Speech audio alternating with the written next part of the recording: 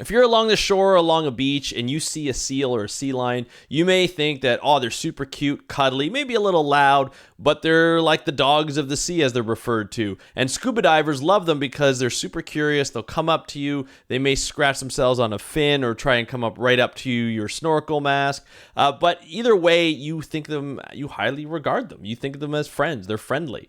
However, fishers think a little differently. They see them as competition because they compete for the same thing. Fish, right? And during that competition, fishers say that the seals are taking away from their sales of the fish. They're fishing too much, the seals that is, and they're taking way too much, and it's affecting the bottom line for fishers, and the seals need to go.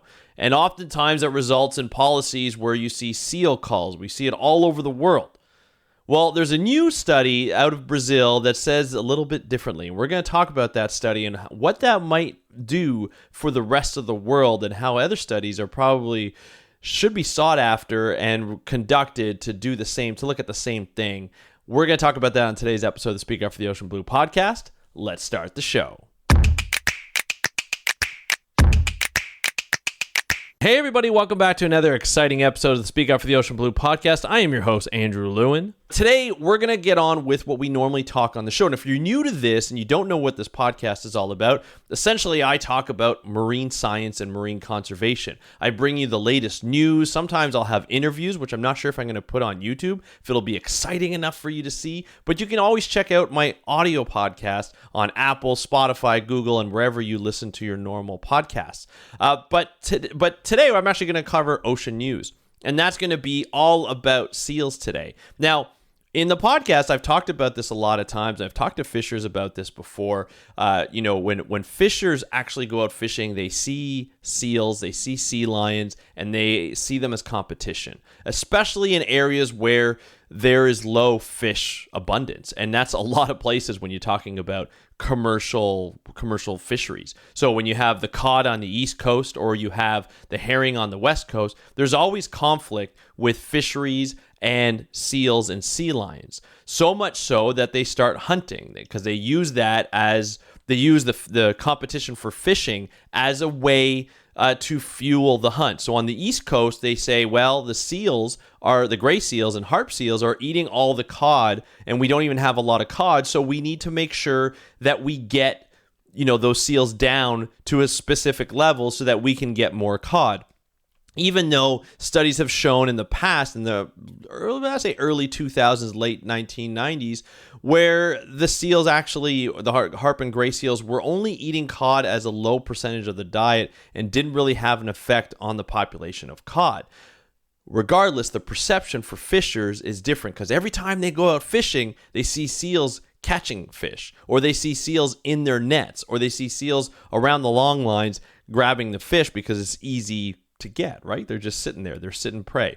On the West Coast, there's with the herring fishery, you have a lot of people who, like I've covered this before on the podcast, where you had fishers that were using bear bombs to scare away the sea lions, who would just literally sit at the top of the nets, the herring, the gill nets, and the nets would come up with all the fish, and the sea lions would be right in there. They're very smart, these sea lions, and they would just sit in there, and they would love to just eat as many fish as possible. Some of them getting stuck in the net, some of them getting shot, some of them getting beheaded by other fishers. It's just a terrible situation, but it's competition regardless. Another example is down in the Northeast off of the coast of Washington State, and even a little bit in BC, where the sea lions are sitting at below of dams where the salmon come in. The coho salmon come in, which is big for orcas, big for fishers. The dams actually stop the salmon from running up the streams in certain places and basically reproducing, which is what they do.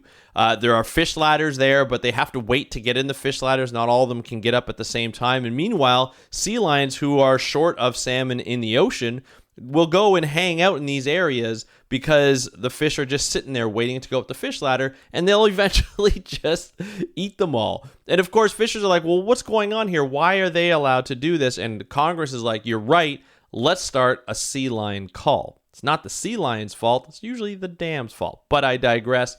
We're going to get into that in another episode, probably on YouTube. I've covered this on the audio podcast, but it's something to actually look for in the future, something that we need to address because people need to know about how these policies kind of go into play. But at the beginning of this episode, I talked about a study that was done in Brazil, and I'm going to talk about that now because it has to do with all three of these examples. Not the study itself, but there could be repercussions or not repercussions, but there could be new policies based on this science, based on this study that could be reproduced in these areas to find out what is the economic impact, what is the actual economic impact of seals taking away fish from fishers and the actual catch that's coming in. Is it actually taking them out? So this study here, although I don't have access to the full paper because science journals do that, they hide it behind a gate and have to pay $35 for an actual paper, although I could probably get the author, but I just didn't have time to do it. I want to cover this story right now. So I'm working off the abstract, so I don't have all the data in front of me, but essentially what this study was set up is a very similar situation.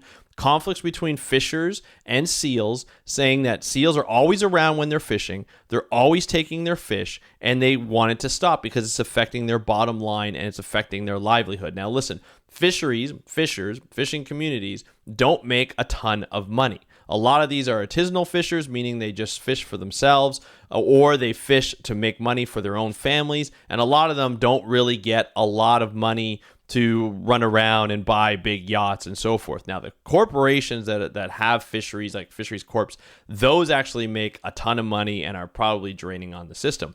But these artisanal fishers make a lot of stink because they feel that these seals are actually taking away from their bottom line. And to be honest, I don't blame them in certain situations, because if they're always seeing seals take fish away from their fishing lines, from their gill nets, then they're going to say, well, hold on a second, are seals actually affecting my bottom line? That's the question that this study went out to look at. And what they actually found is they actually had people on the boat. So they conducted 58 onboard surveys between 2011 and 2012, covering 161 fishing operations. And this is to assess the socioeconomic characteristics, the perceptions of economic loss caused by the sea lions, this is for sea lions, not seals, and temporal changes in the fishing activity. So they interviewed 100 fishermen. Onboard observations indicate that the sea lions interact with the fishing boats throughout the year. The findings were in agreement with reports from fishermen of 69% who believe that this interaction occurs every day, and the species is always present during fishing operations, which is about 80%. That's how many people said that. On the other hand, while on board, surveys revealed that the only 3% of loss to annual productivity was due to predation by sea lions. That's a big difference. So it's approximately a US $1,931 out of a total catch of US $62,279. So a really small percentage, 3% of that is actually by sea lions. So is it making a huge impact? Probably not. Now, so what they're saying here is that they're concluding is that the fishermen assigned a disproportionate economic loss to sea lions. 88% of the respondents believe that each sea lion consumed about 100 kilograms of fish per interaction. Obviously not true based on these reports. So the misperception and consequent conflict would decrease if fishermen were aware of the actual losses caused by the sea lions. That's what this paper is purporting. Now, will that actually happen? I don't know, because if I'm a fisherman and I'm out there fishing and I see sea lions always at it, I'm going to say, well, hold on a second, what's going on with this data? So will this study actually hold true? Will this actually hold true in the perceptions of fishers? This is going to be an interesting kind of conclusion, and I wish I had more information in the article, and I will try and get more information to kind of to report on other podcast episodes, whether it be on audio form or in video here on YouTube.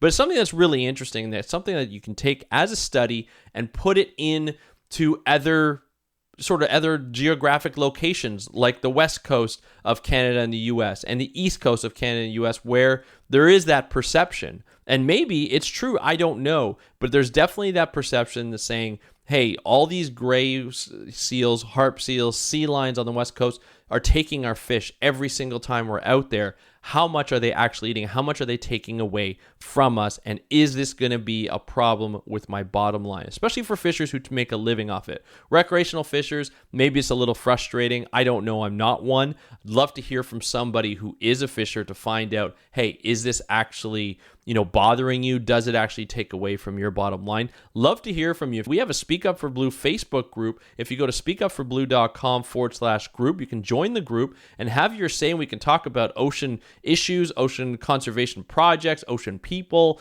ocean jobs. We talk a lot about that. Something to really enjoy is in the show notes or in the description below for YouTubers that are watching this. And that's basically it for the show. That's what I do here. If you're new to YouTube and you're new to my channel, that's what I do on every podcast. I want to hear from you. Do you think that on the East Coast and West Coast of Canada and the US, do you think that the sea lions and seals on each coast are actually having an economic impact? If you're a scientist and you have information on this, love to hear from you in the comments, or you can email me, andrew@speakupforblue.com, or on Twitter and Instagram @speakupforblue. Thank you so much for listening to the Speak Up for the Ocean Blue podcast on your favorite podcast app. I'm here every Monday, Wednesday, Friday. Until next time, I will talk to you soon. I'm your host, Andrew Lewin, for the Speak Up for the Ocean Blue podcast. Have a great day and happy conservation.